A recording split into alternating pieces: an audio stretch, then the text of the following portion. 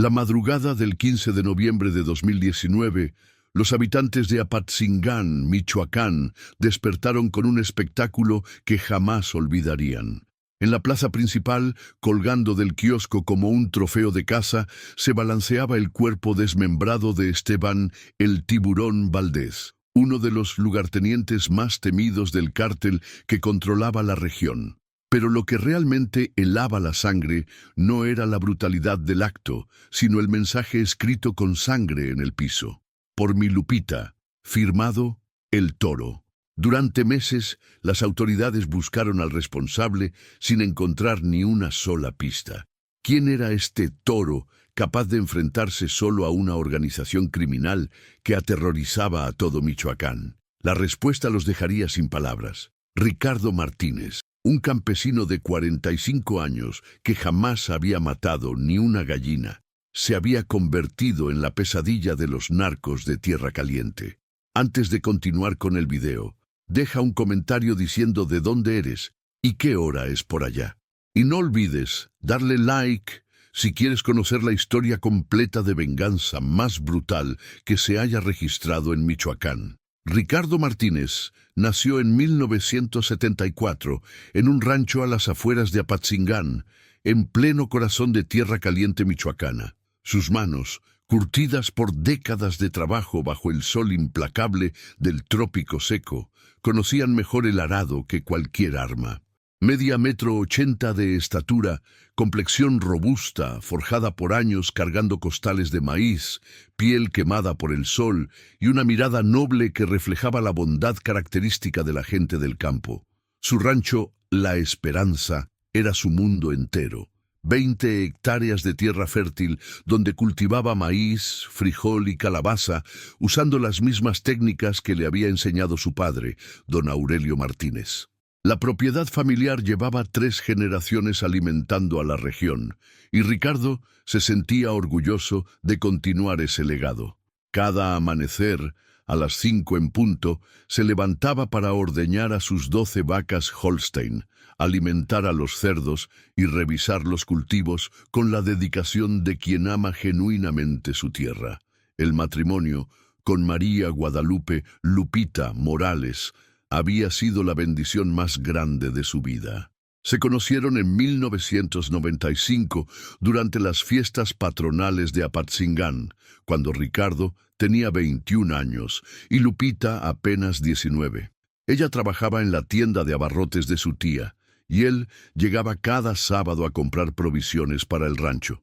Lo que comenzó con miradas tímidas se convirtió en un noviazgo de 3 años, hasta que se casaron por la iglesia en 1998.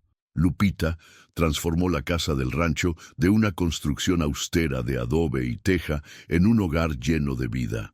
Plantó bugambilias que trepaban por las paredes, instaló macetas con geranios en cada ventana y convirtió el patio trasero en un pequeño jardín donde cultivaba hierbabuena, cilantro y chiles. Su risa cristalina llenaba cada rincón de la propiedad y su manera de preparar las tortillas de maíz era famosa en toda la región. Los domingos, después de la misa de 8 en la parroquia de Apatzingán, la pareja solía caminar por la plaza principal tomados de la mano. Ricardo usaba su única camisa blanca, almidonada, y sus botas de piel de becerro que lustró personalmente, mientras Lupita se ponía su vestido floreado azul marino que resaltaba sus ojos color miel. Eran la imagen perfecta de la felicidad sencilla pero profunda que solo conocen quienes han construido su amor con trabajo honesto y paciencia. El rancho, La Esperanza, no existía en el vacío. Formaba parte de una comunidad rural estrechamente unida, donde todos se conocían por su nombre y apellido. Don Chema, el vecino más cercano, vivía a 2 kilómetros y se dedicaba a la cría de cabras. Cada mes, él y Ricardo intercambiaban productos: queso de cabra por maíz, leche por frijoles. Era una economía de trueque que funcionaba desde tiempos de sus abuelos. Los sábados por la tarde, después de terminar las labores del campo, los hombres de la región se reunían en la tienda de don Pancho para jugar dominó y beber cerveza Corona helada. Ricardo siempre llevaba un costal de elotes frescos que regalaba a quien los quisiera. El trabajo se hace mejor cuando se comparte la alegría, decía con esa sonrisa sincera que caracterizaba su personalidad. Las mujeres, por su parte, se organizaban para las faenas comunitarias. Lupita encabezaba el grupo que preparaba la comida para las fiestas del pueblo, y su mole rojo era tan famoso que la gente venía desde Uruapan solo para probarlo. Durante las posadas navideñas, su casa se convertía en el centro de reunión donde se planeaban las celebraciones. La religiosidad profunda impregnaba cada aspecto de sus vidas. Ricardo y Lupita nunca faltaban a la misa dominical, y en su casa tenían un altar dedicado a la Virgen de Guadalupe, donde todas las noches rezaban el rosario. Durante las peregrinaciones a la basílica, ellos organizaban el autobús que llevaba a toda la comunidad rural a Ciudad de México. El año 2015 marcó el inicio del infierno para Tierra Caliente. Lo que antes era una región próspera y pacífica comenzó a transformarse en territorio de guerra cuando llegaron los primeros grupos del narcotráfico buscando controlar las rutas de la droga hacia Estados Unidos. Las plantaciones de maíz y aguacate se convirtieron en objetivos estratégicos para el lavado de dinero.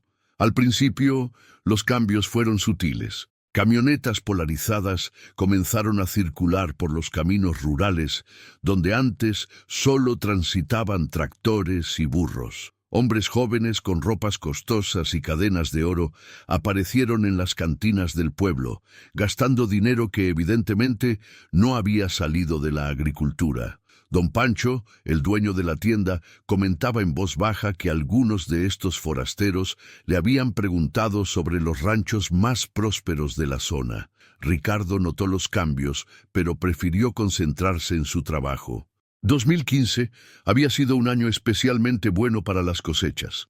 Las lluvias llegaron puntuales en junio y se extendieron hasta septiembre, permitiendo que el maíz creciera fuerte y abundante. Sus 20 hectáreas produjeron 60 toneladas de maíz de la mejor calidad, que vendió a buen precio en el mercado de Uruapan. Lupita, más perceptiva que su marido para los cambios sociales, comenzó a expresar inquietudes. Ricardo, me da miedo que estos hombres anden preguntando por nuestro rancho. ¿Tú crees que nos van a traer problemas? Él la tranquilizaba con la seguridad del hombre que nunca ha conocido verdadera maldad.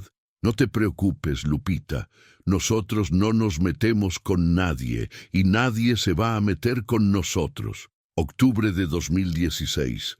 Ricardo regresaba del pueblo después de vender un lote de maíz cuando encontró a 3 hombres esperándolo en el patio de su casa. Vestían jeans negros, camisas de diseñador y botas vaqueras que costaban más que todo lo que él había gastado en ropa durante el año anterior.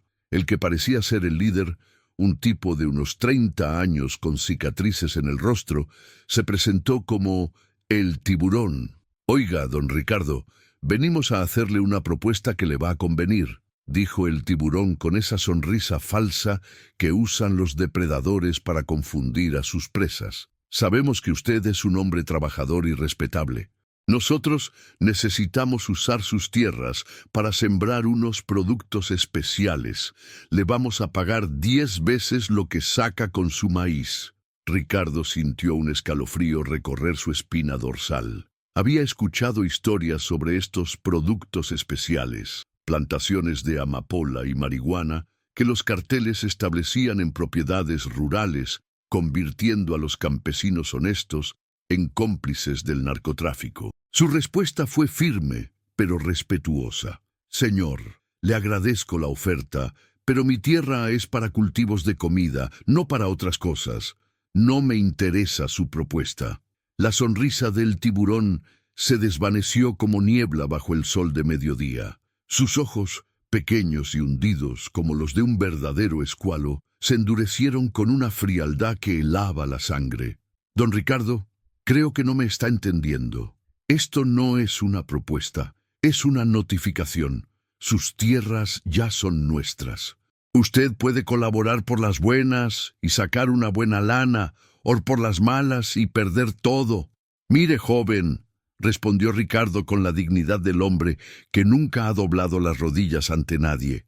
Esta tierra me la dejó mi padre, y él la recibió de mi abuelo. Aquí sembramos maíz desde hace 70 años, y así va a seguir siendo. No voy a permitir que siembren drogas en mi propiedad.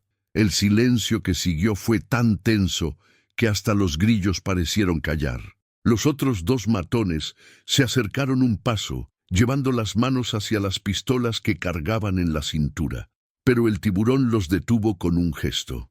Don Ricardo, le voy a dar una semana para que lo piense bien. Si no cambia de opinión, las cosas se van a poner muy feas para usted y para la señora Lupita. La semana que siguió fue la más angustiosa en la vida de Ricardo. Cada ruido nocturno lo despertaba sobresaltado. Cada carro que pasaba por el camino rural lo ponía en alerta máxima.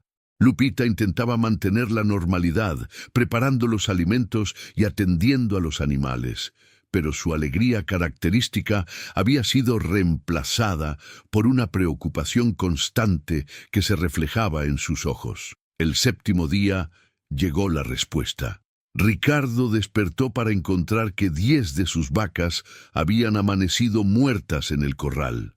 No las habían matado con armas de fuego. Eso habría sido demasiado ruidoso.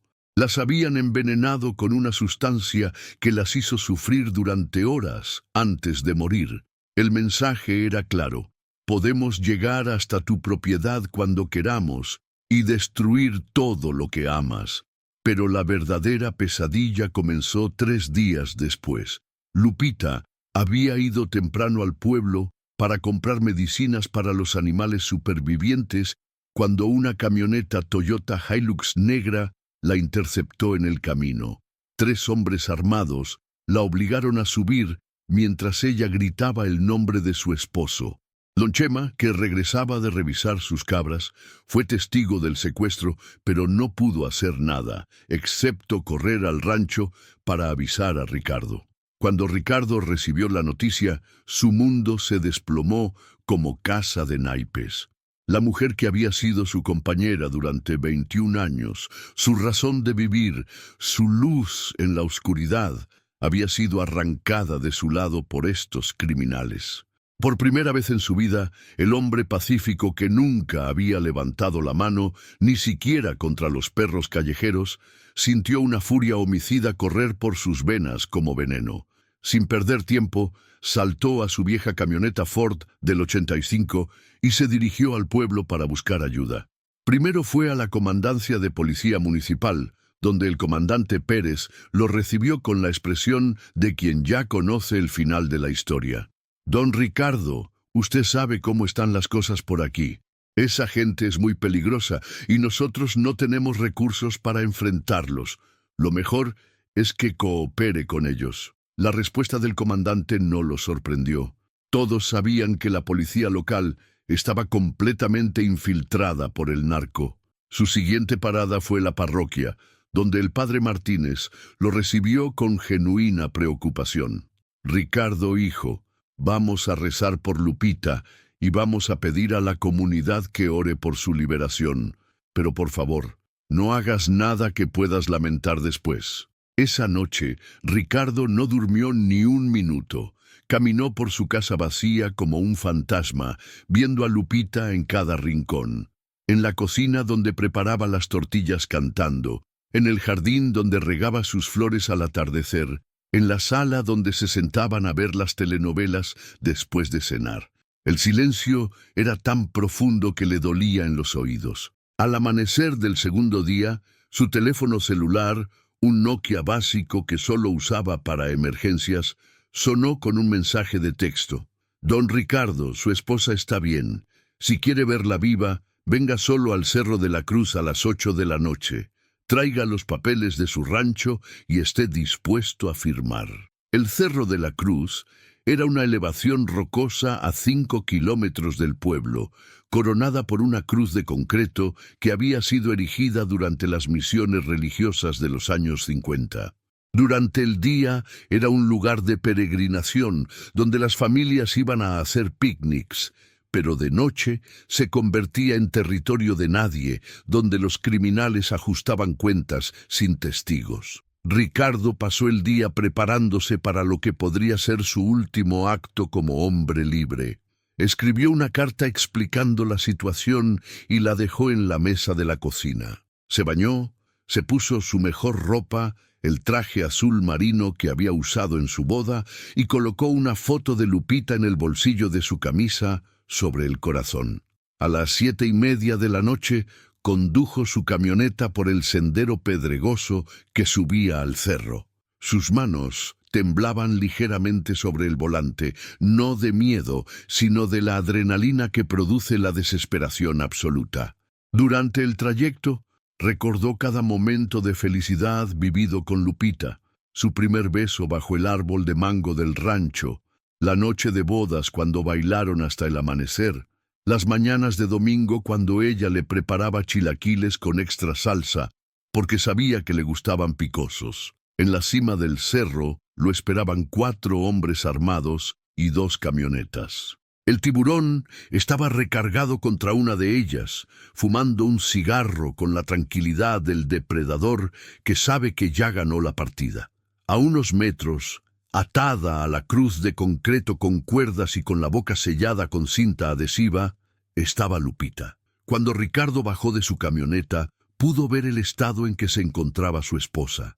Su vestido floreado estaba roto y sucio, tenía moretones en los brazos y el rostro hinchado por los golpes. Pero lo que más lo desgarraba era la expresión en sus ojos.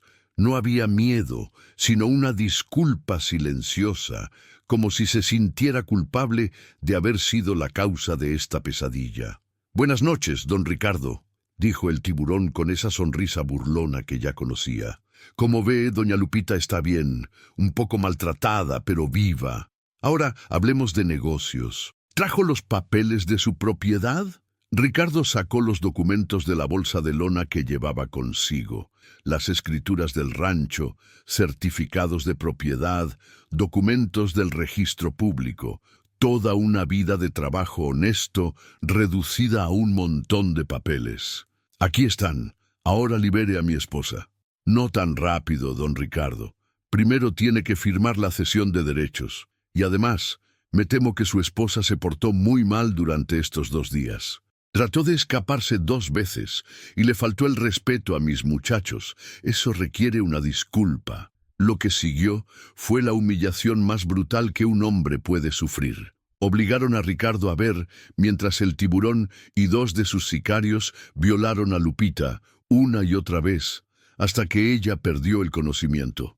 Cada grito de su esposa era una puñalada en el alma del campesino, que permanecía inmóvil no por cobardía, sino porque un movimiento en falso significaría la muerte inmediata para ambos. «Así aprende a respetar, don Ricardo», dijo el tiburón mientras se abrochaba el cinturón.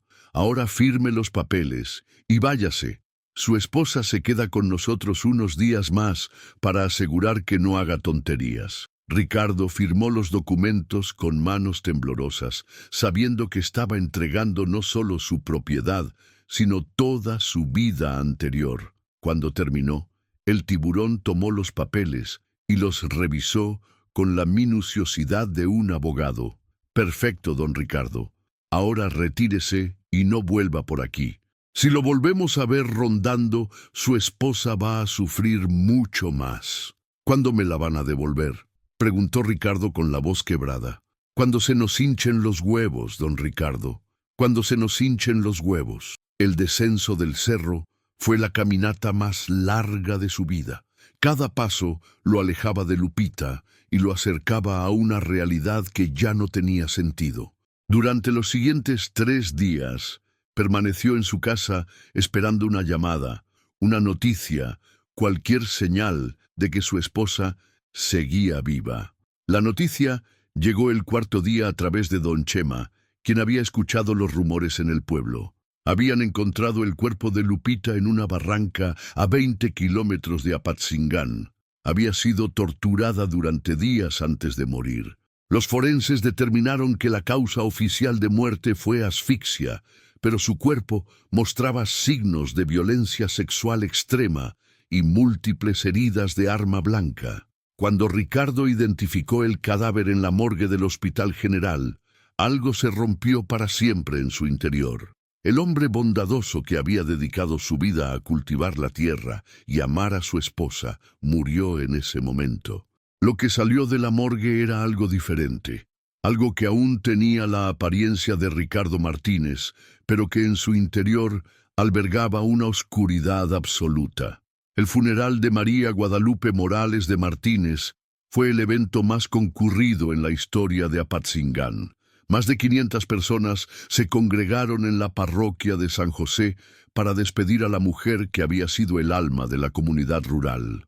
Campesinos que no habían pisado una iglesia en años llegaron con sus mejores ropas para rendir homenaje a quien había alimentado a sus familias durante las épocas difíciles. Ricardo permaneció en primera fila, vestido con el mismo traje azul que había usado la noche del secuestro, ahora manchado con la tierra del rancho que ya no le pertenecía. Su rostro era una máscara de granito que no mostraba emoción alguna. Los asistentes comentaban en voz baja sobre su extraña tranquilidad. Esperaban verlo destrozado por el dolor, pero en su lugar encontraban a un hombre que parecía hecho de piedra. Durante la homilía, el padre Martínez habló sobre el perdón y la resignación cristiana ante las tragedias que Dios permite en nuestras vidas. Hermanos, María Guadalupe ya está en los brazos del Señor, libre del dolor de este mundo. Debemos honrar su memoria, viviendo en paz y rechazando la venganza que solo trae más sufrimiento. Las palabras del sacerdote resonaban en las paredes de adobe de la iglesia, pero no penetraron en el corazón de Ricardo.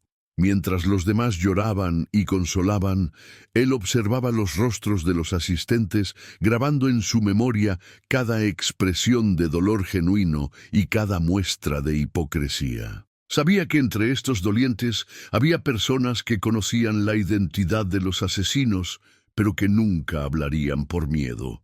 Cuando bajaron el ataúd de madera a la fosa del cementerio municipal, Ricardo arrojó el primer puñado de tierra, pero en lugar del adiós tradicional, murmuró palabras que nadie más pudo escuchar. Lupita, amor mío, te prometo que van a pagar.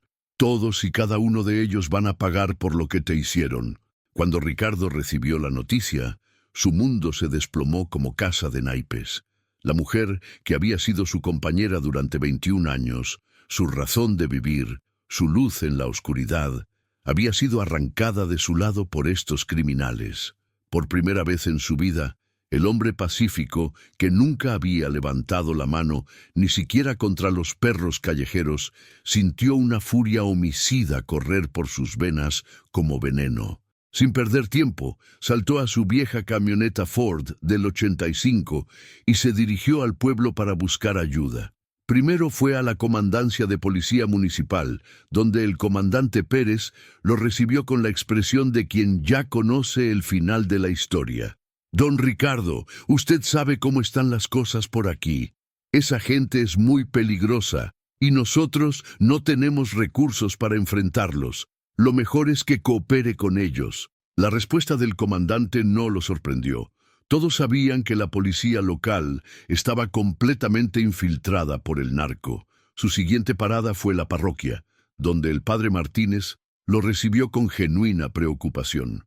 Ricardo, hijo, vamos a rezar por Lupita y vamos a pedir a la comunidad que ore por su liberación. Pero por favor, no hagas nada que puedas lamentar después. Esa noche, Ricardo no durmió ni un minuto.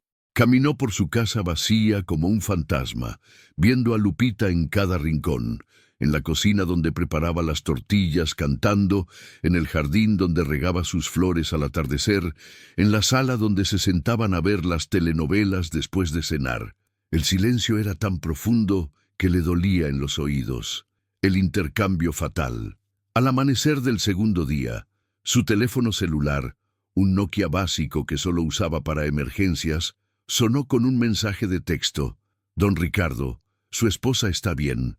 Si quiere verla viva, venga solo al Cerro de la Cruz a las 8 de la noche. Traiga los papeles de su rancho y esté dispuesto a firmar. El Cerro de la Cruz era una elevación rocosa a 5 kilómetros del pueblo, coronada por una cruz de concreto que había sido erigida durante las misiones religiosas de los años 50. Durante el día era un lugar de peregrinación donde las familias iban a hacer picnics, pero de noche se convertía en territorio de nadie, donde los criminales ajustaban cuentas sin testigos. Ricardo pasó el día preparándose para lo que podría ser su último acto como hombre libre.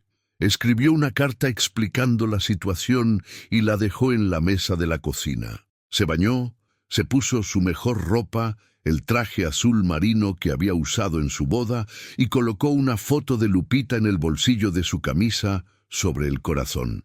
A las 7:30 de la noche, condujo su camioneta por el sendero pedregoso que subía al cerro. Sus manos temblaban ligeramente sobre el volante, no de miedo, sino de la adrenalina que produce la desesperación absoluta. Durante el trayecto, recordó cada momento de felicidad vivido con Lupita, su primer beso bajo el árbol de mango del rancho, la noche de bodas cuando bailaron hasta el amanecer, las mañanas de domingo cuando ella le preparaba chilaquiles con extra salsa, porque sabía que le gustaban picosos. En la cima del cerro lo esperaban 4 hombres armados y 2 camionetas. El tiburón estaba recargado contra una de ellas, fumando un cigarro con la tranquilidad del depredador que sabe que ya ganó la partida.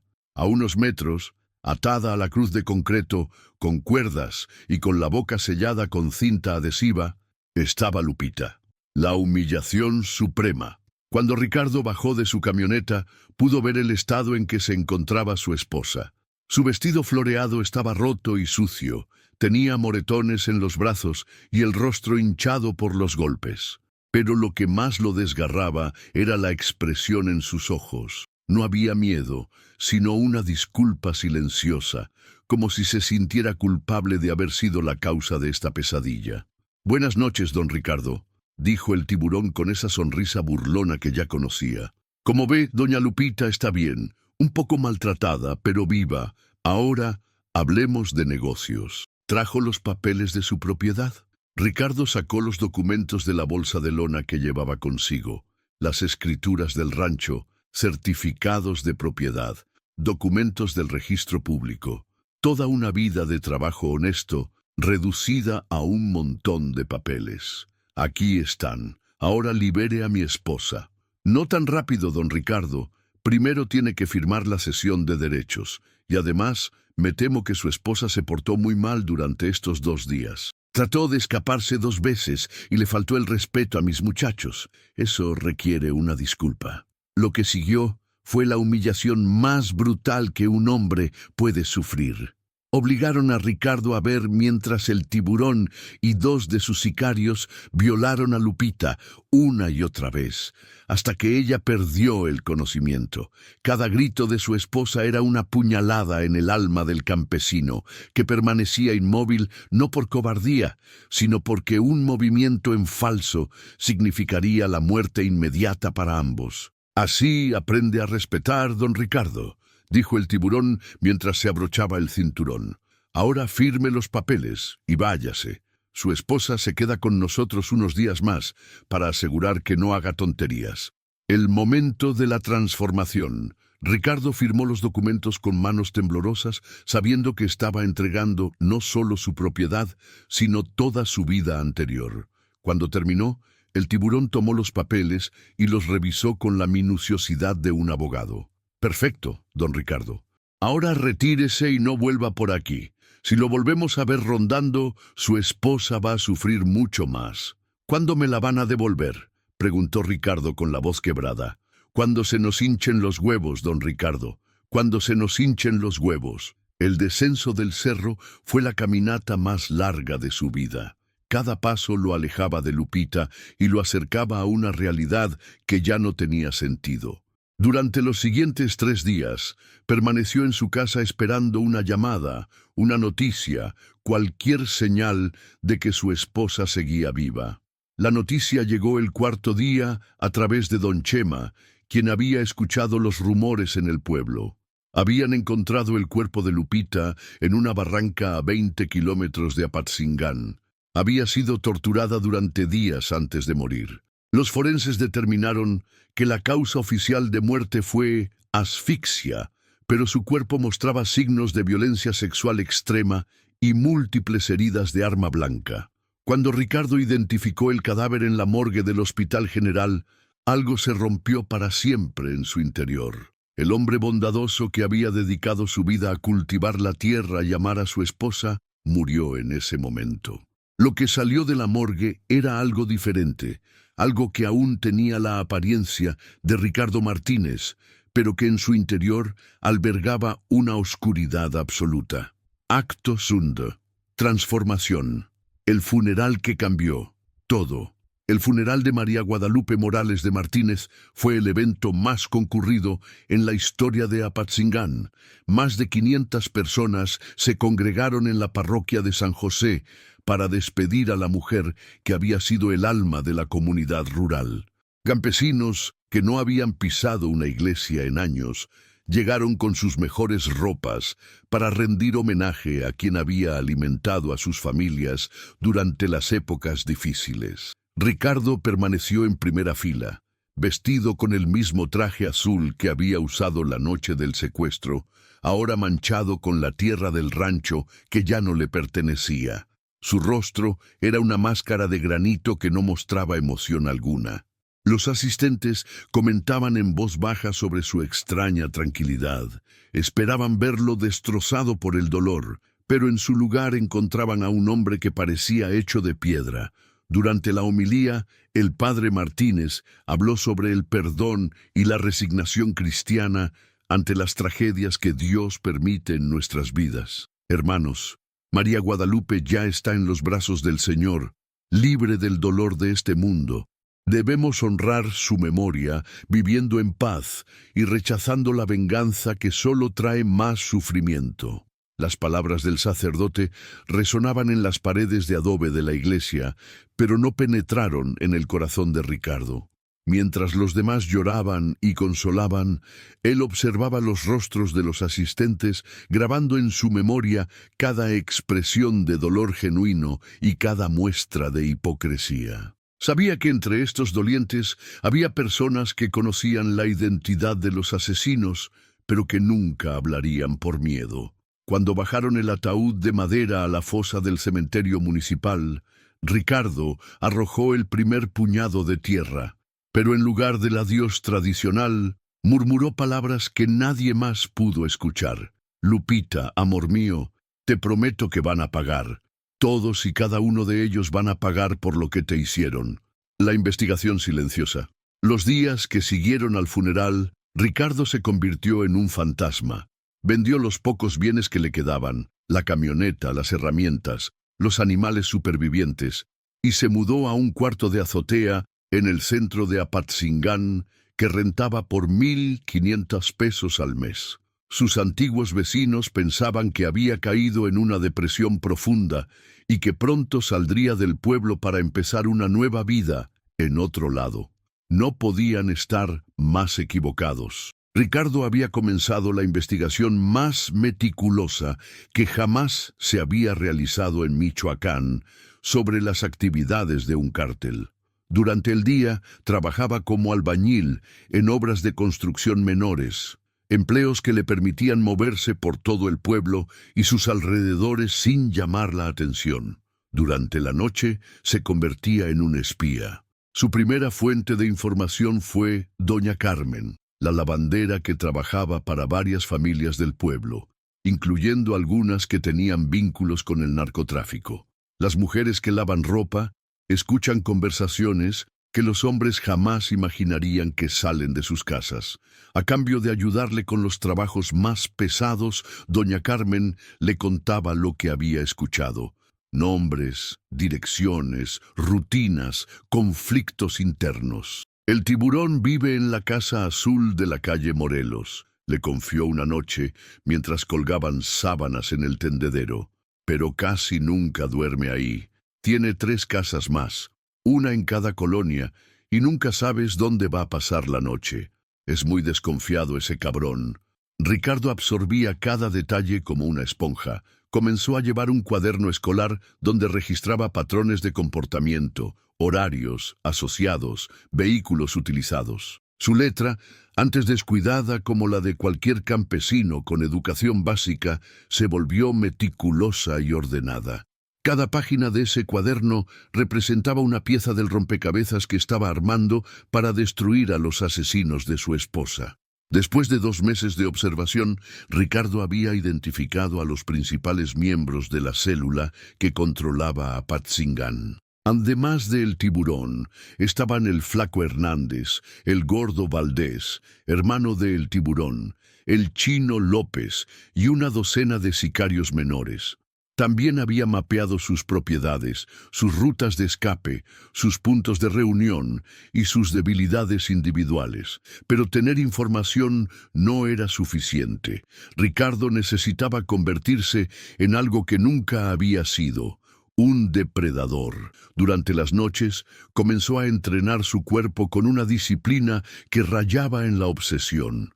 Corría desde su cuarto hasta el Cerro de la Cruz, el mismo lugar donde había perdido a Lupita, cargando piedras en una mochila. Al principio apenas podía llegar a la mitad del camino sin colapsar, pero después de 2 meses podía hacer el recorrido completo sin sudar. Su transformación física era notable.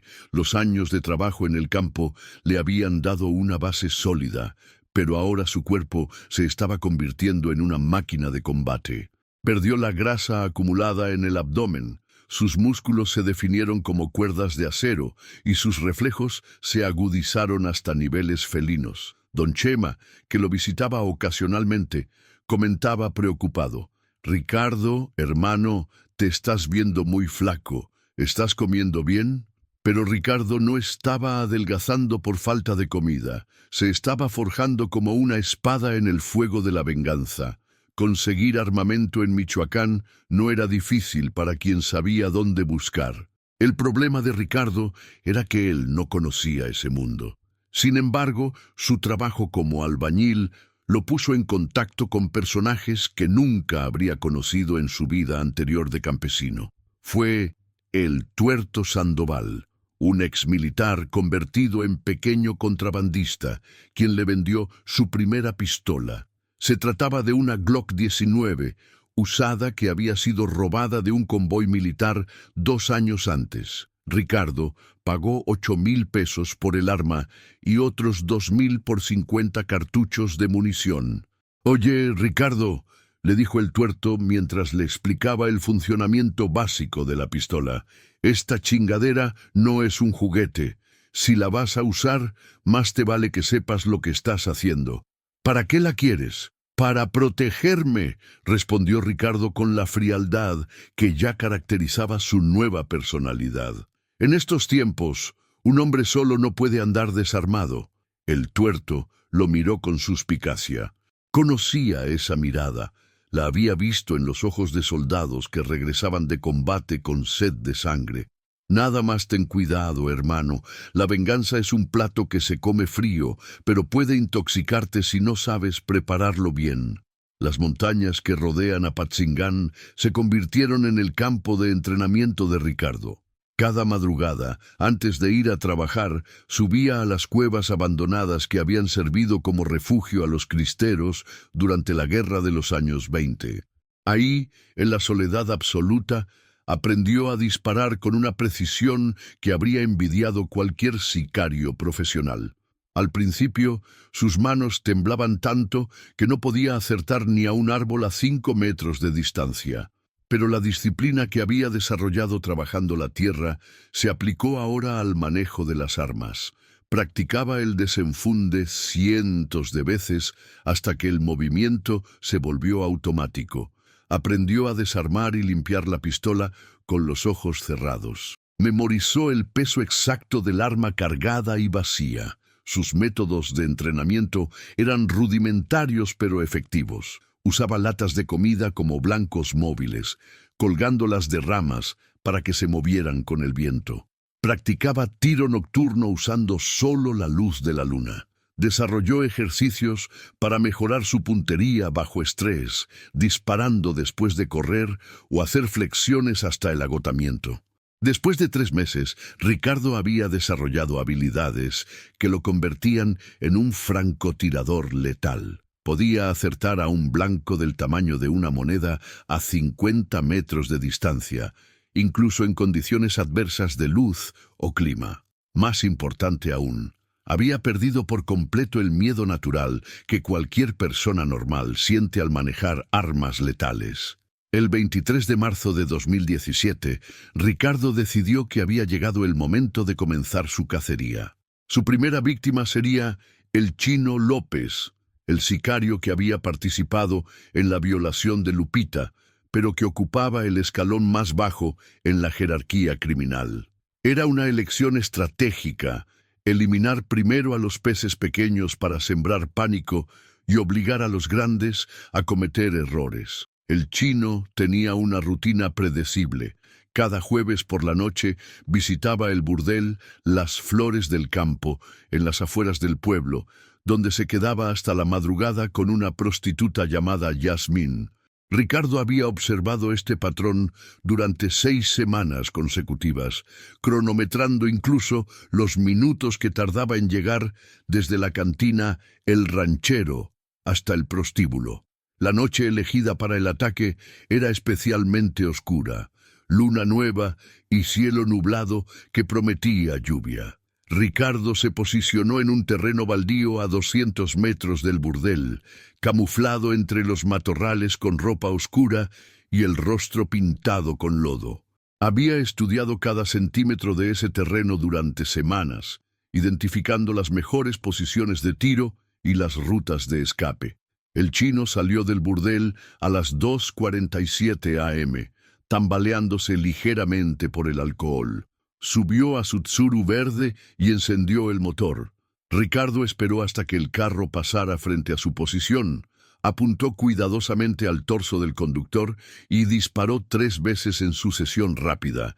Los proyectiles atravesaron el vidrio lateral y se incrustaron en el pecho del chino con precisión quirúrgica. El carro se descontroló, derrapó unos metros y se estrelló contra un poste de luz. Cuando los habitantes del burdel salieron a ver qué había pasado, encontraron al sicario muerto, con los ojos abiertos y una expresión de sorpresa que había quedado congelada en su rostro. Pero lo que realmente heló la sangre de los testigos fue lo que encontraron clavado en el volante del carro con un cuchillo. Una foto de Lupita y un mensaje escrito con letra de molde. 1 de 4. El descubrimiento del cuerpo del Chino López, con la foto de Lupita clavada en el volante, provocó una conmoción que se extendió por toda Tierra Caliente como ondas en un estanque. La imagen de la mujer asesinada, sonriendo en una fotografía tomada durante tiempos felices, contrastaba brutalmente con la violencia de la escena. El mensaje 1 de 4 era claro para cualquiera que conociera los detalles del crimen contra la esposa del campesino. El tiburón recibió la noticia mientras desayunaba en su casa de seguridad de la Colonia Centro. Su reacción inicial fue de incredulidad. ¿Cómo era posible que un pinche campesino hubiera logrado ejecutar a uno de sus hombres con esa precisión? Pero cuando sus informantes le describieron la escena completa, incluyendo la distancia desde la cual se habían efectuado los disparos, comprendió que estaba enfrentando a alguien completamente diferente del Ricardo Martínez que había conocido. «Ese hijo de la chingada se volvió loco», murmuró mientras revisaba las fotografías que le había tomado la policía judicial a la escena del crimen. Pero un loco con puntería es más peligroso que 100 cuerdos con metralletas. La noticia se extendió por los barrios populares de Apatzingán con la velocidad de un incendio. En las tiendas de abarrotes, en las peluquerías, en los talleres mecánicos, la gente comentaba en voz baja sobre el campesino que había decidido enfrentarse solo contra el cártel. Algunos lo consideraban un suicida, otros un héroe. Pero todos concordaban en una cosa: tenía los huevos más grandes de todo Michoacán. Después del éxito de su primera ejecución, Ricardo experimentó una sensación que jamás había conocido, la euforia de la venganza cumplida. Durante años había sido víctima de las circunstancias, un hombre bondadoso que creía que la vida recompensaba a los buenos y castigaba a los malvados. Ahora había descubierto que la justicia verdadera no llegaba desde el cielo, sino desde el cañón de una pistola manejada por manos determinadas. Pero también sabía que el tiempo corrían en su contra. El tiburón no sería tan descuidado como el chino, y después del primer ataque todos estarían en máxima alerta. Necesitaba actuar rápido antes de que reforzaran la seguridad o decidieran huir de la región. Su segunda víctima sería el Flaco Hernández, el sicario que había sujetado a Lupita mientras los otros la violaban. Ricardo había descubierto que el Flaco tenía una debilidad. Cada domingo visitaba a su madre anciana en la colonia Revolución, llevándole dinero para sus medicinas y quedándose a almorzar con ella. La ironía no se le escapó a Ricardo. Estos asesinos, capaces de la mayor crueldad imaginable, mantenían vínculos familiares normales. El Flaco era un hijo cariñoso que nunca faltaba a la cita dominical con su madre, la misma ternura que había sido brutalmente arrancada de la vida de Ricardo. La casa de doña Esperanza Hernández estaba ubicada en una calle empedrada de la colonia Revolución, una zona de clase trabajadora donde las casas de adobe se apretujaban unas contra otras como dientes en una boca demasiado pequeña. Ricardo había estudiado la ubicación durante 2 semanas, identificando los horarios de los vecinos, las rutas de acceso y escape y los puntos ciegos donde podía posicionarse sin ser detectado. El domingo 15 de abril de 2017, Ricardo se apostó en la azotea de una casa abandonada que tenía vista directa hacia la entrada de la residencia de la anciana. Llevaba consigo un rifle, el 22 que había comprado por 15,000 pesos a otro ex militar, un arma menos potente que su pistola, pero con mayor alcance y precisión para disparos a distancia. El Flaco llegó puntualmente a las 11:30 am, conduciendo una motocicleta Honda roja que estacionó frente a la casa.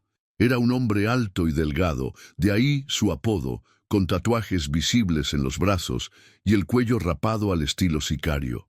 Cargaba una bolsa de plástico con lo que parecían ser medicinas y una canasta con frutas.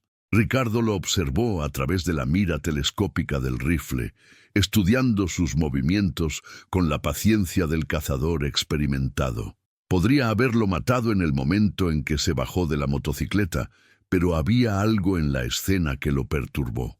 El Flaco saludó cariñosamente a su madre, la ayudó a caminar hasta la sala y se sentó a platicar con ella como cualquier hijo normal. Por un momento, Ricardo sintió una vacilación que no había experimentado con el chino. Este hombre tenía una madre que lo amaba, una familia que dependía de él, una vida más allá de sus actividades criminales. Pero entonces recordó los gritos de Lupita, su cara de terror, la forma en que había suplicado piedad mientras estos animales la torturaban. Ricardo esperó casi 3 horas hasta que el Flaco salió de la casa de su madre. Durante ese tiempo, mantuvo la posición inmóvil como una estatua, ignorando los calambres en las piernas y la sed que le resecaba la garganta. Había aprendido que la paciencia era el arma más importante de cualquier cazador. Cuando el Flaco finalmente emergió de la casa, cargaba una olla de barro que su madre le había llenado con mole para que llevara a su propia familia. La imagen del sicario cargando la comida casera habría resultado tierna en otras circunstancias, pero para Ricardo solo representaba otra faceta de la hipocresía de estos criminales. El disparo se efectuó cuando el Flaco se inclinaba para arrancar su motocicleta. La bala .22 entró por la base del cráneo y salió por la frente, matándolo instantáneamente. Su cuerpo se desplomó sobre la honda, derramando el mole de su madre sobre el pavimento en una mezcla grotesca de salsa oscura y sangre. Los gritos de doña Esperanza al descubrir a su hijo muerto se escucharon en toda la colonia. Ricardo permaneció en su posición durante 10 minutos más, observando la escena a través del rifle, mientras los vecinos salían de sus casas y alguien llamaba a los paramédicos. Solo cuando estaba seguro de que su ruta de escape permanecía despejada, desarmó el rifle, lo guardó en una funda de guitarra y bajó tranquilamente de la azotea. Esta vez, el mensaje era diferente. En lugar de una foto, Ricardo había dejado clavado en un poste cercano un papel con una sola frase: 2 de 4, el toro no olvida. El asesinato del flaco frente a la casa de su madre provocó una reacción aún mayor que el primero. La brutalidad de matar a un hombre delante de su madre anciana, combinada con la precisión del disparo y la frialdad del mensaje, creó una mezcla de horror y admiración que se extendió mucho más allá de Apatzingán.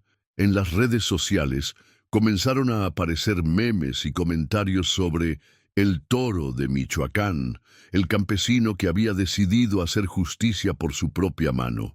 Los narcorridos tradicionales comenzaron a incluir referencias al torito vengador que andaba cazando narcos en tierra caliente.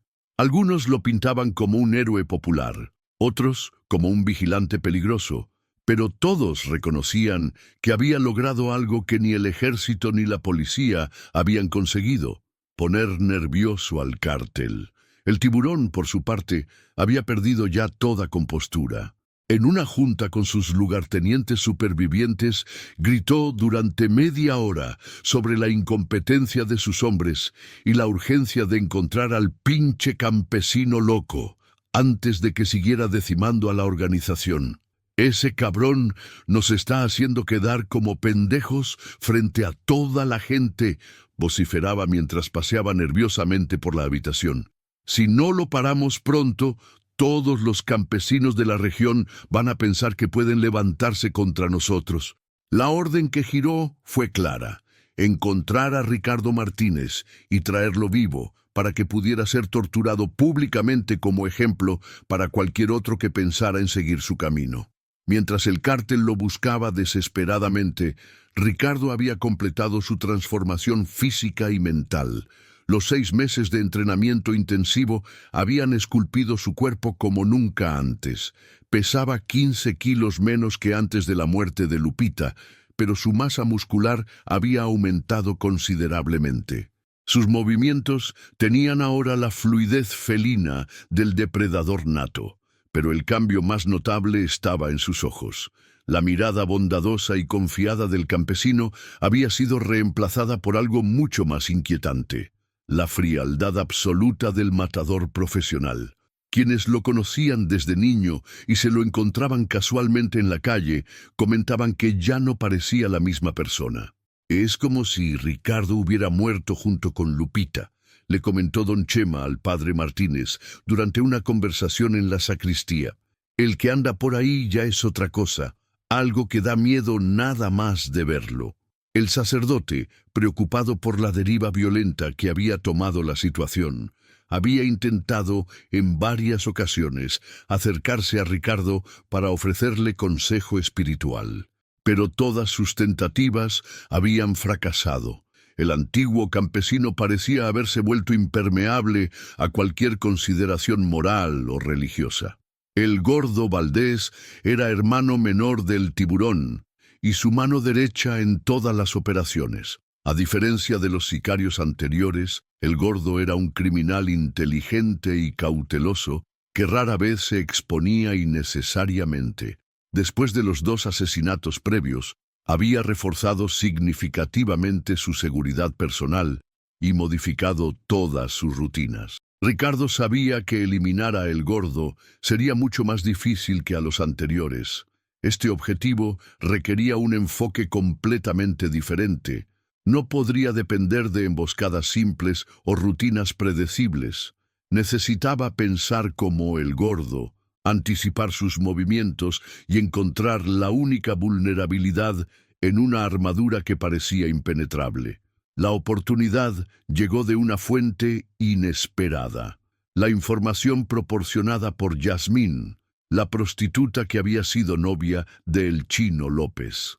Después del asesinato de su cliente habitual, la mujer se había acercado discretamente a Ricardo a través de intermediarios, ofreciendo información a cambio de protección contra las represalias del cártel.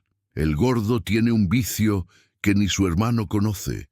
Le confió durante un encuentro clandestino en una casa abandonada de las afueras. Cada 15 días va a Uruapan a ver a una chamaquita que tiene embarazada. Siempre va solo, sin escoltas, porque no quiere que el tiburón se entere de que va a ser papá. La ciudad de Uruapan, situada a 60 kilómetros de Apatzingán, representaba territorio neutral, donde los diferentes grupos criminales mantenían una tregua tácita para no interferir con el lucrativo negocio del aguacate.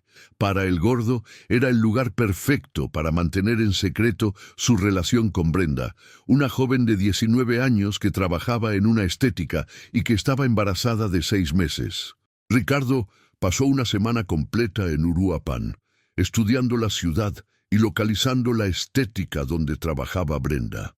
El establecimiento se llamaba Belleza Total y estaba ubicado en una zona comercial de clase media, rodeado de tiendas de ropa y pequeños restaurantes. La rutina de El Gordo era siempre la misma. Llegaba los sábados por la tarde en un Jetta blanco, recogía a Brenda después del trabajo y la llevaba a un motel de las afueras donde pasaban la noche. El sábado 20 de mayo de 2017, Ricardo se posicionó en el estacionamiento de un supermercado que tenía vista directa hacia la estética. Había modificado su apariencia física para esta ocasión.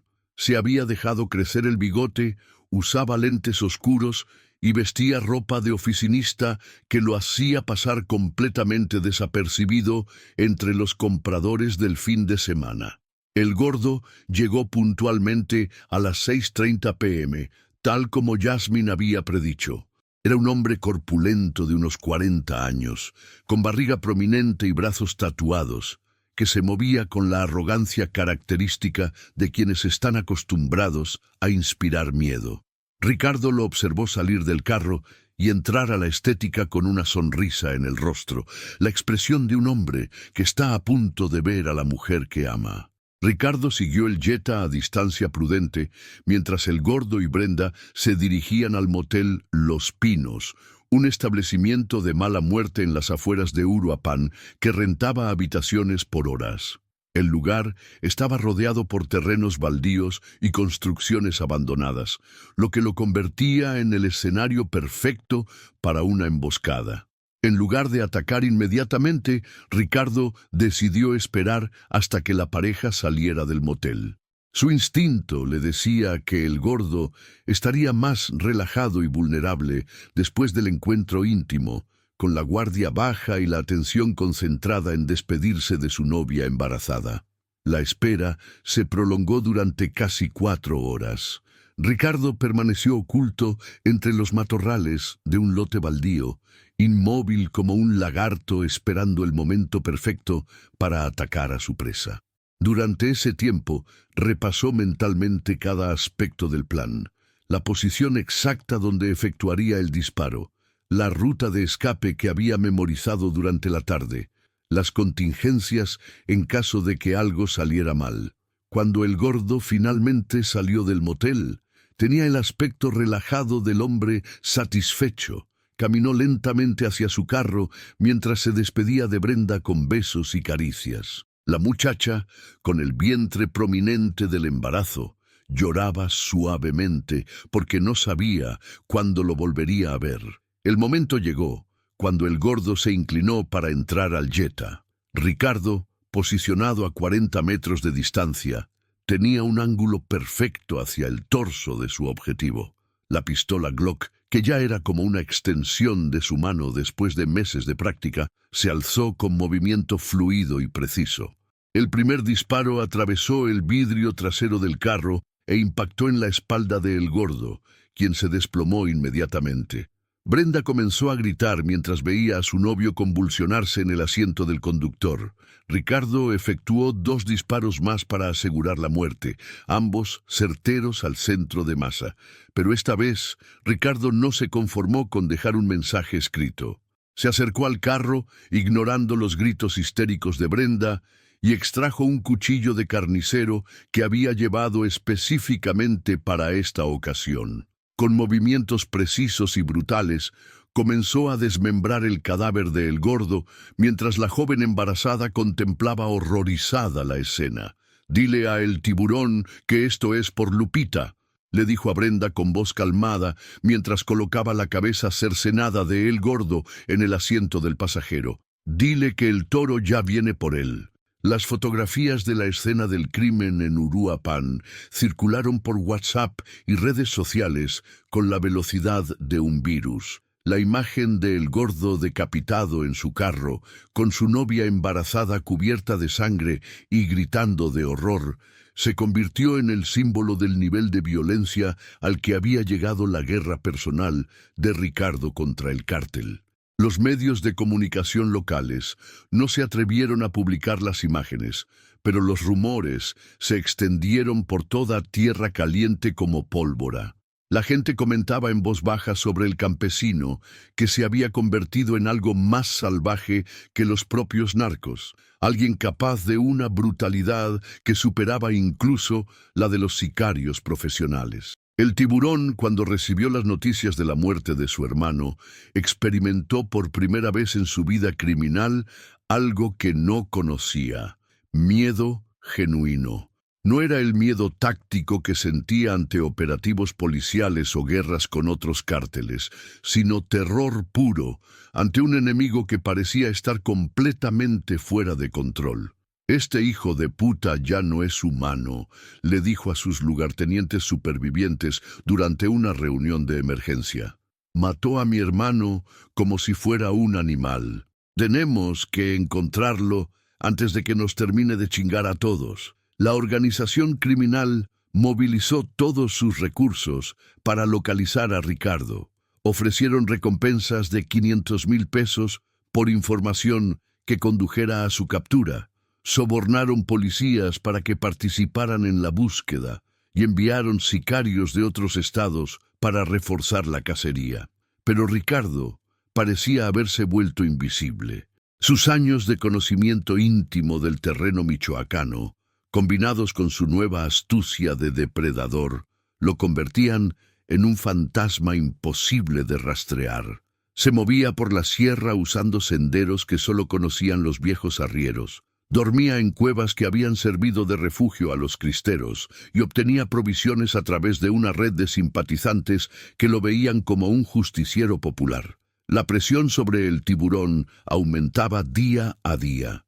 Sus superiores en la jerarquía del cártel comenzaron a cuestionar su capacidad de liderazgo. ¿Cómo era posible que un solo campesino hubiera logrado paralizar las operaciones de toda una célula criminal? La autoridad del Tiburón, construida durante años de violencia sistemática, se desmoronaba ante la impotencia de capturar a su torturador. Ricardo sabía que el tiempo jugaba en su contra. Aunque había logrado mantenerse oculto durante semanas, la presión de la búsqueda eventualmente lo alcanzaría. Además, su sed de venganza no estaría satisfecha hasta eliminar al último responsable de la muerte de Lupita, el Tiburón mismo. Durante el mes de junio de 2017, Ricardo cambió de estrategia. En lugar de seguir escondido, comenzó a hacer apariciones públicas calculadas para provocar a El Tiburón y forzarlo a salir de sus refugios. Fue visto en el mercado de Apatzingán comprando provisiones, en la gasolinera cargando combustible a una motocicleta robada, en la cantina El Ranchero bebiendo tequila como si fuera un cliente más. Cada aparición era un desafío directo, un mensaje claro. «Aquí estoy. Ven por mí si tienes los huevos». Las provocaciones surtieron efecto. El Tiburón, humillado públicamente por la impunidad con que se movía su enemigo, comenzó a tomar riesgos innecesarios para tratar de capturarlo. abandonó sus casas de seguridad para dirigir personalmente los operativos de búsqueda, exponiendo su ubicación a un adversario que conocía cada movimiento de la organización. La mañana del 28 de junio de 2017, Ricardo tomó la decisión que definiría el desenlace de su guerra personal. En lugar de seguir con las emboscadas individuales, enviaría un mensaje directo a El Tiburón, retándolo a un enfrentamiento cara a cara en el mismo lugar donde había perdido a Lupita, el Cerro de la Cruz. El mensaje fue entregado a través de un niño de la calle que recibió 500 pesos por llevarlo a la cantina, donde el Tiburón solía reunirse con sus hombres. El sobre contenía una sola hoja de papel con un mensaje escrito en letras de molde. Tiburón cobarde. Esta noche a las 12 en el Cerro de la Cruz. Ven solo si tienes huevos o manda a tus putas como siempre. Tu muerte te está esperando. El Toro. Cuando el Tiburón leyó el mensaje frente a sus sicarios, su primera reacción fue de furia incontrolable. Arrugó el papel, lo arrojó al suelo y comenzó a gritar obscenidades sobre el pinche campesino pendejo que se atrevía a desafiarlo. Pero sus lugartenientes pudieron ver algo más en sus ojos. El miedo que había estado creciendo durante semanas de cacería infructuosa. «Jefe», le dijo el Checo Ramírez, su sicario más experimentado, «esto obviamente es una trampa. Ese cabrón nos quiere en terreno que él conoce mejor que nosotros. Mejor mandamos a una docena de muchachos y que lo cacen como al perro que es». Pero el Tiburón sabía que su liderazgo estaba en juego. Si no respondía personalmente al desafío, perdería para siempre el respeto de su organización. En el mundo del narcotráfico, un jefe que deja que un campesino lo humille públicamente es un jefe muerto. Ricardo pasó el día preparándose para lo que sabía sería su última batalla. No tenía ilusiones sobre sus probabilidades de sobrevivir. El Tiburón no vendría solo, sin importar lo que dijera el desafío. Pero eso ya no importaba. Su misión nunca había sido sobrevivir, sino hacer justicia por la muerte de Lupita. Durante la tarde, visitó la tumba de su esposa en el cementerio municipal. Llevó flores frescas de bugambilia, las favoritas de ella, y pasó una hora entera sentado junto a la lápida, contándole sobre su progreso en la venganza. «Ya maté a 3 de los 4, amor mío. Esta noche voy por el último. Después podré descansar contigo». Al caer la noche, Ricardo se dirigió al Cerro de la Cruz, cargando un arsenal que había acumulado durante meses. 2 pistolas, un rifle de asalto AK-47, comprado a contrabandistas, granadas de fragmentación y suficientes cartuchos para resistir un asedio prolongado. Había elegido su posición cuidadosamente, una serie de rocas que le proporcionarían cobertura mientras dominaba todos los accesos al cerro. El Tiburón llegó al cerro acompañado por 8 sicarios armados hasta los dientes. A pesar del desafío a venir solo, había decidido que la prudencia era más importante que el honor. Sus hombres se desplegaron en formación táctica alrededor de la base del cerro, usando vehículos blindados improvisados como cobertura. «Ricardo Martínez», gritó el Tiburón desde la base del cerro, usando un megáfono que había traído para la ocasión. «Aquí estoy, pinche campesino. Baja y enfréntate como hombre, o eres puro pico como pensaba». La respuesta llegó en forma de disparos de rifle que resonaron por toda la montaña. Ricardo había abierto fuego desde su posición elevada, aprovechando la ventaja del terreno que conocía como la palma de su mano. Sus primeros disparos fueron certeros. 2 sicarios cayeron inmediatamente y los demás se vieron obligados a buscar cobertura detrás de las rocas. «¡Hijo de tu puta madre!», gritó el Tiburón mientras las balas silbaban sobre su cabeza. «¡Te vamos a hacer pedazos, cabrón!». Lo que siguió fue un tiroteo que se prolongó durante casi 2 horas. Ricardo, atrincherado en su posición rocosa, tenía la ventaja de la altura y el conocimiento del terreno. Cada vez que los sicarios intentaban avanzar cerro arriba, él los repelía con ráfagas precisas de AK-47 que los obligaban a retroceder.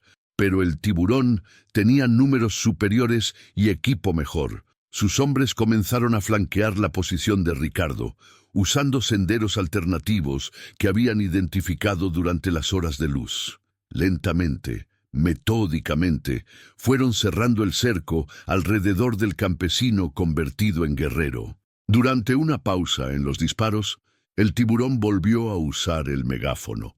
«Ricardo, te tengo rodeado, pendejo. Ríndete y te prometo que tu muerte será rápida. Si sigues disparando, te voy a torturar igual que torturé a tu puta esposa». La mención de Lupita desató en Ricardo una furia que había estado conteniendo durante meses. Con un grito animal que se escuchó por toda la montaña, abandonó su posición defensiva y comenzó a bajar el cerro disparando como un hombre poseído.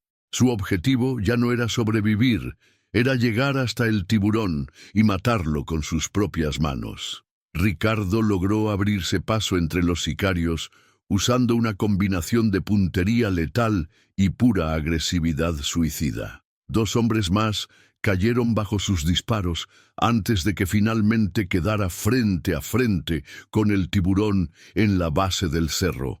Ambos hombres estaban heridos. Ricardo tenía una bala en el hombro izquierdo, mientras que el tiburón sangraba profusamente por una herida en la pierna.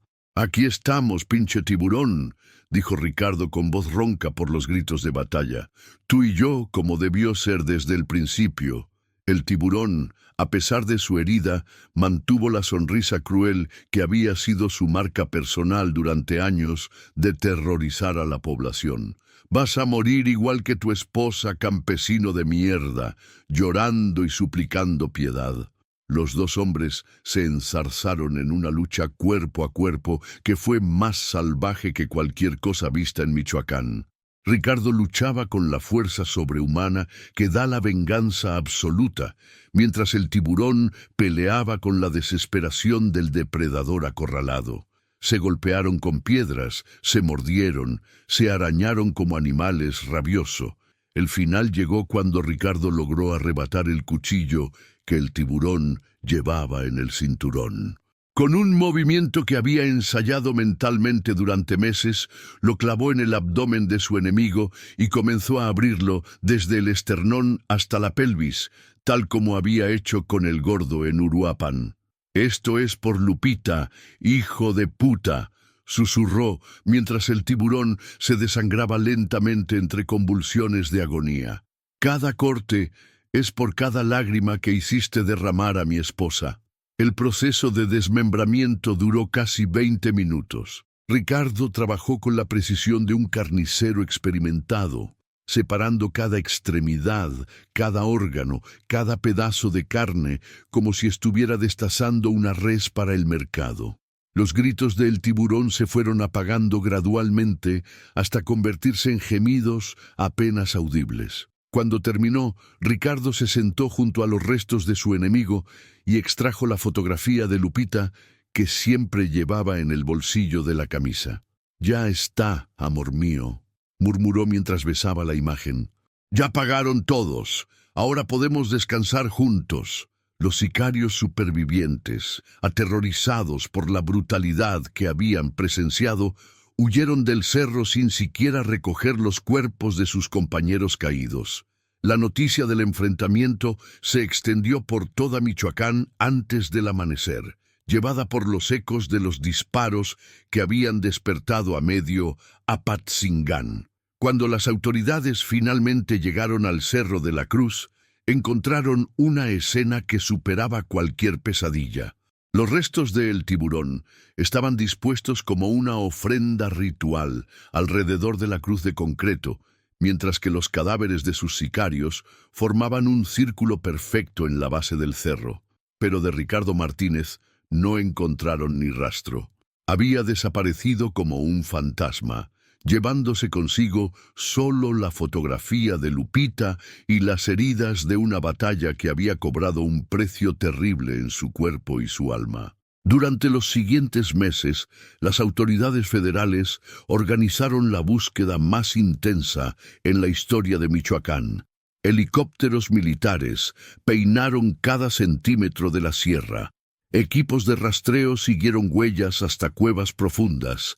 Informantes fueron interrogados bajo tortura para extraer cualquier información sobre el paradero del Toro de Apatzingán. Pero Ricardo se había desvanecido tan completamente como si hubiera sido absorbido por la misma tierra que había cultivado durante toda su vida. Algunos creían que había muerto por las heridas recibidas en la batalla final, otros que había logrado escapar a Guatemala o Estados Unidos. Los más supersticiosos aseguraban que se había transformado en un espíritu vengador que rondaría eternamente las montañas de Tierra Caliente. La verdad era más simple y más trágica. Ricardo había regresado a su rancho, el mismo que le habían arrebatado el tiburón y sus secuaces, y se había encerrado en la casa donde había sido feliz con Lupita. Allí, rodeado por los recuerdos de su vida anterior, se había quitado la vida con el mismo cuchillo que había usado para desmembrar a sus enemigos. Su cuerpo fue encontrado una semana después por don Chema, quien había decidido revisar la propiedad, preocupado por los rumores de que Ricardo había regresado al rancho. La escena que encontró el viejo ganadero lo marcó para el resto de su vida. Ricardo yacía en la cama matrimonial que había compartido con Lupita, vestido con el mismo traje azul de la boda, con la fotografía de su esposa sobre el pecho y una sonrisa de paz que contrastaba brutalmente con la violencia que había caracterizado sus últimos meses de vida. Junto al cuerpo, don Chema encontró una carta de despedida escrita en la letra cuidadosa que Ricardo había desarrollado durante su transformación. Para quien encuentre estas líneas, mi nombre era Ricardo Martínez, pero morí el día que mataron a mi Lupita. Lo que hice después lo hizo el toro, que ya cumplió su misión y ahora puede descansar. No siento remordimiento por haber matado a esos animales. Mi única tristeza es no haber podido salvar a mi esposa. Que Dios me perdone si puede, pero yo haría lo mismo 1000 veces. Entierren mi cuerpo junto al de Lupita, ya estuvimos separados demasiado tiempo. El funeral de Ricardo Martínez se convirtió en un evento que trascendió las fronteras de Michoacán. Miles de personas llegaron desde toda la República para rendir homenaje al campesino que había logrado lo que ni el ejército ni la policía habían conseguido: hacer justicia contra un cártel completo. La procesión fúnebre se extendió por kilómetros. Campesinos de toda Tierra Caliente cerraron sus ranchos para acompañar el féretro, cargando pancartas que decían «El toro vive» y «Justicia para Lupita». Mariachis tocaron La Llorona y Amor Eterno, mientras el cortejo avanzaba lentamente hacia el cementerio municipal.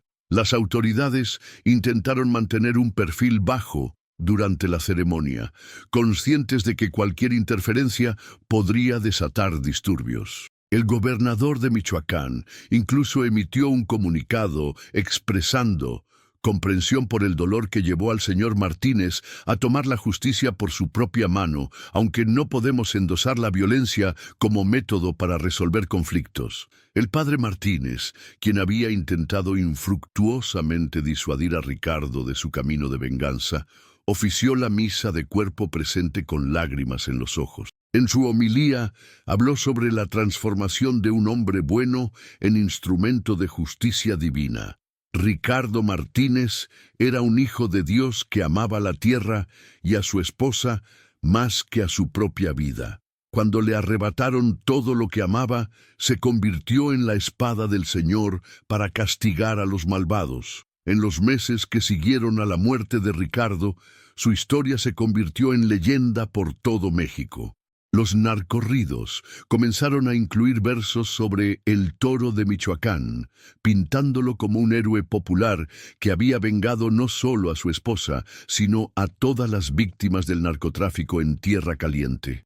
Los grafiteros urbanos comenzaron a pintar murales de Ricardo en las paredes de las ciudades, representándolo como un campesino, con sombrero y rifle, rodeado por ángeles y con la imagen de Lupita flotando sobre su cabeza.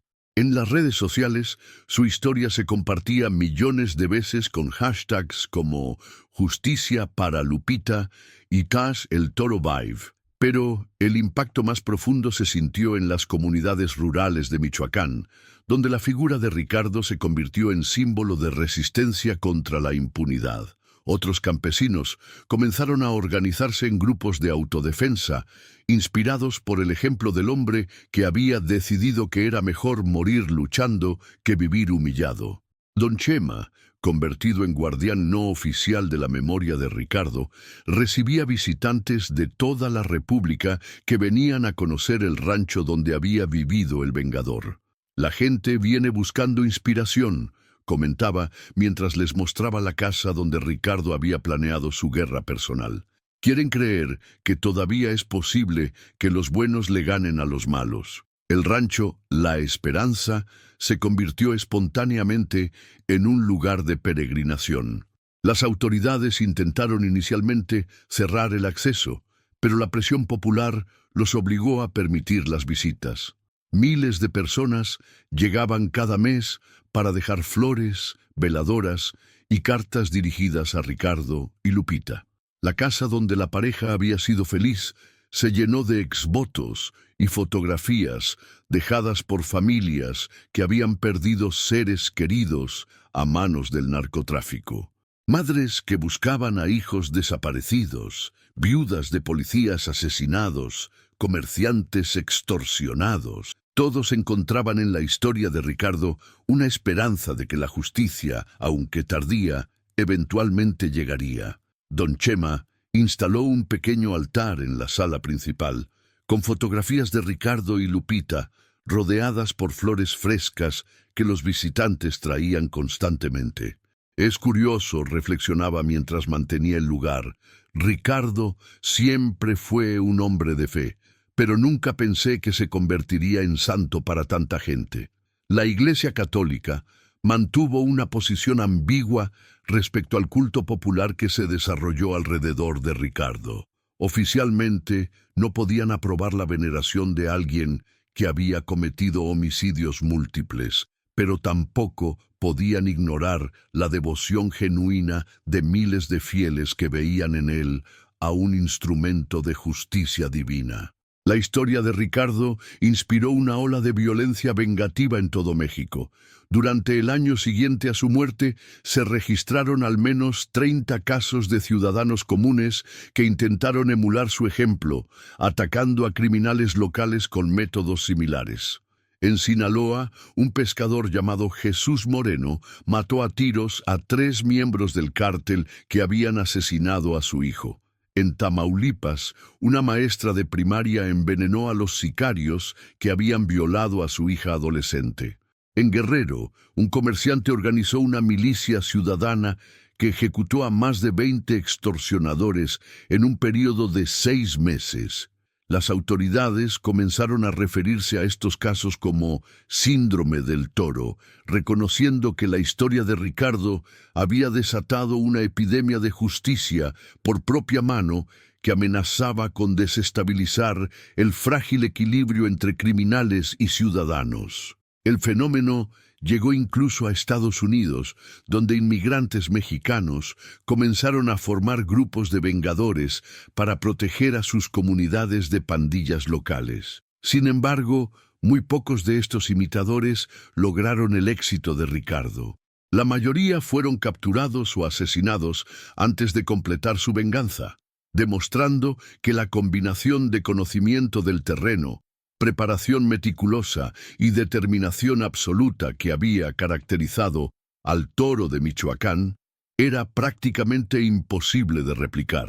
El gobierno federal, presionado por la atención mediática internacional que había generado el caso, ordenó una investigación exhaustiva sobre los eventos que habían llevado a la transformación de Ricardo Martínez en vigilante. El informe final, clasificado como confidencial, pero filtrado posteriormente a la prensa, revelaba detalles inquietantes sobre la corrupción sistémica que había permitido que el tiburón y su organización operaran con impunidad total. La investigación documentó que la Policía Municipal de Apatzingán había recibido al menos 12 denuncias sobre las actividades del cártel durante los 2 años previos a la muerte de Lupita, incluyendo reportes específicos sobre extorsión a campesinos y violencia sexual. Todas las denuncias habían sido archivadas sin investigación y en varios casos los denunciantes habían sido posteriormente amenazados o asesinados. Más revelador aún fue el descubrimiento de que el tiburón mantenía en su nómina a funcionarios de todos los niveles de gobierno, desde comandantes policiales hasta magistrados del Tribunal Superior de Justicia. Los pagos mensuales, documentados meticulosamente en cuadernos encontrados durante los cateos posteriores, revelaban una red de corrupción que hacía prácticamente imposible que cualquier víctima obtuviera justicia por medios legales. El caso de Ricardo Martínez, concluía el informe oficial, representa el fracaso completo del sistema de justicia mexicano. Cuando un ciudadano honesto se ve obligado a convertirse en asesino múltiple para obtener justicia, es porque todas las instituciones democráticas han fallado. La historia del toro de Michoacán trascendió rápidamente las fronteras del true crime para convertirse en fenómeno de la cultura popular mexicana. Netflix produjo una serie dramatizada que se convirtió en la más vista en la historia de la plataforma en México, mientras que varios directores de Hollywood comenzaron a desarrollar adaptaciones cinematográficas. Los narcorridos dedicados a Ricardo se contaban por docenas, interpretados por grupos famosos como Los Tucanes de Tijuana y Calibre 50. El más popular, El corrido del toro vengador, alcanzó el primer lugar en las listas de música regional mexicana y fue descargado más de 50 millones de veces en plataformas digitales. La letra del corrido, compuesta por el famoso Jesús Chuy Quintanilla, capturaba perfectamente el espíritu de la historia. Era Ricardo Martínez, campesino trabajador, que se volvió el toro bravo cuando mataron su amor. En Michoacán lo recuerdan como el hombre más valiente que luchó contra el mal solo y vengó a su esposa ausente. La presión pública generada por el caso Ricardo Martínez obligó al gobierno de Michoacán a implementar reformas significativas en el sistema de seguridad y justicia.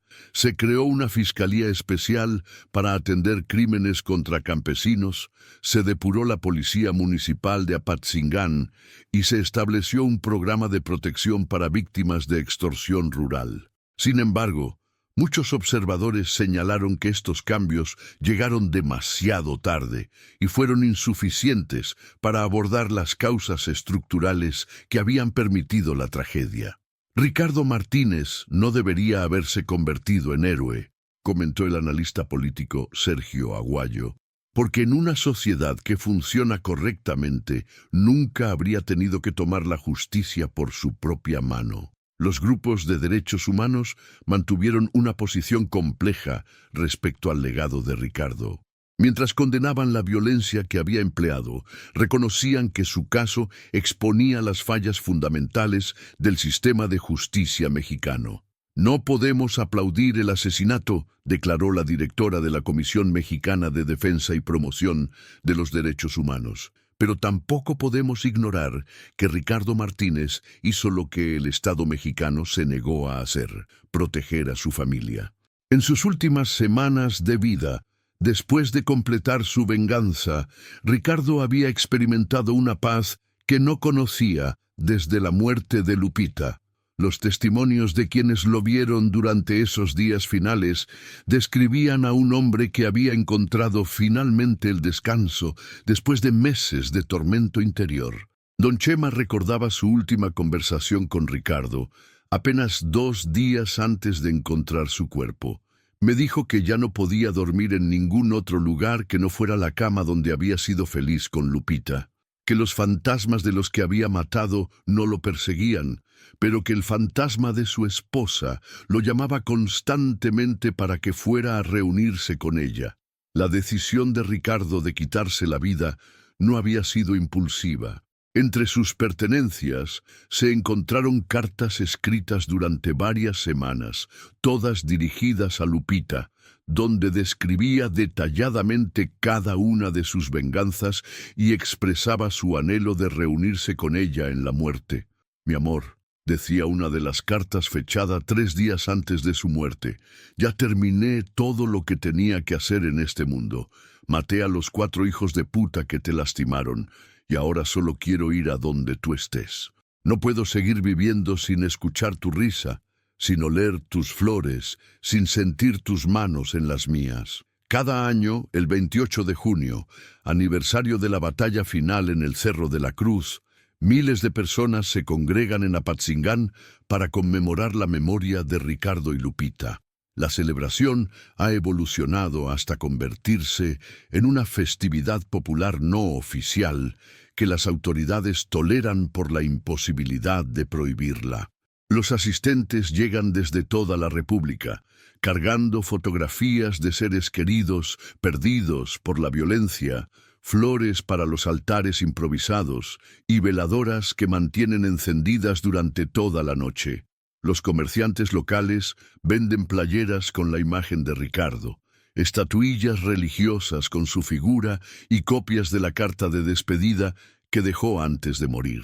El punto culminante de la conmemoración es una procesión nocturna que recorre la ruta exacta que siguió Ricardo durante su última batalla, desde el pueblo hasta la cima del Cerro de la Cruz. Los participantes cargan antorchas y cantan los narcorridos dedicados al toro de Michoacán, mientras marchan por los senderos montañosos. En la cima del cerro, donde se encontraba originalmente la cruz de concreto, ahora se alza un monumento no oficial erigido por los devotos. Una estatua de bronce de Ricardo abrazando a Lupita, rodeada por placas conmemorativas dejadas por familias de todo México que han perdido seres queridos por la violencia. A pesar de toda la investigación oficial y la atención mediática, ciertos aspectos de la historia de Ricardo Martínez siguen siendo un misterio. Los forenses nunca pudieron explicar completamente cómo había logrado desarrollar habilidades de combate tan avanzadas en tan poco tiempo, o cómo había conseguido moverse por territorio controlado por el cártel sin ser detectado durante meses. Algunos testigos aseguraban haber visto a Ricardo en lugares donde era imposible que estuviera al mismo tiempo, alimentando teorías sobre poderes sobrenaturales o ayuda de fuerzas místicas. Los más supersticiosos creían que el espíritu de Lupita lo había guiado durante su campaña de venganza, proporcionándole información y protección divina. Yasmín, la prostituta que había proporcionado información crucial para localizar a El Gordo Valdés, desapareció completamente después de la muerte de Ricardo. Algunos creían que había sido asesinada por miembros supervivientes del cártel, otros que había huido a Estados Unidos para escapar de las represalias. Su testimonio, registrado en video por la Fiscalía Especial, contenía detalles sobre Ricardo que nunca fueron hechos públicos. «Ese hombre ya no era humano cuando lo conocí», había declarado Yasmín durante su interrogatorio. «Tenía los ojos de alguien que ya había muerto, pero que seguía caminando. Cuando hablaba de su esposa, era como si ella estuviera ahí con él, susurrándole al oído lo que tenía que hacer». 5 años después de su muerte, Ricardo Martínez sigue siendo una figura controversial que divide las opiniones en México. Para algunos, es un héroe popular que logró lo que el sistema de justicia no pudo hacer. Para otros, es un ejemplo peligroso de cómo la vigilancia por propia mano puede desestabilizar el orden social. Sin embargo, nadie puede negar el impacto que tuvo su historia en la conciencia colectiva mexicana. Su nombre se ha convertido en sinónimo de justicia implacable.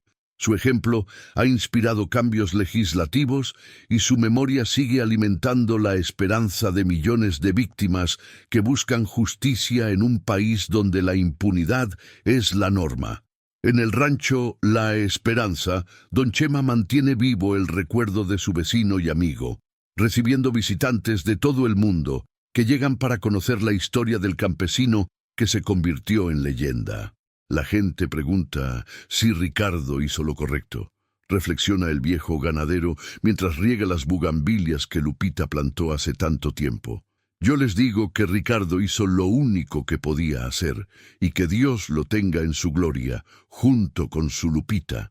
La casa donde vivieron los momentos más felices de sus vidas permanece tal como la dejó Ricardo en sus últimos días, convertida en santuario espontáneo, donde el amor eterno coexiste con la memoria de una venganza que sacudió a toda una nación. Y en las montañas de Michoacán, en las noches silenciosas cuando el viento sopla entre los pinos, algunos juran que aún pueden escuchar los ecos de los disparos que marcaron el final de El Tiburón y el nacimiento de una leyenda que vivirá para siempre en el corazón de México. Antes de que termines de ver este video, déjanos saber en los comentarios. ¿Crees que Ricardo hizo justicia o que se convirtió en lo mismo que combatía? Y no olvides darle like si esta historia te impactó tanto como a nosotros. Suscríbete para más historias de True Crime mexicano que te van a poner los pelos de punta.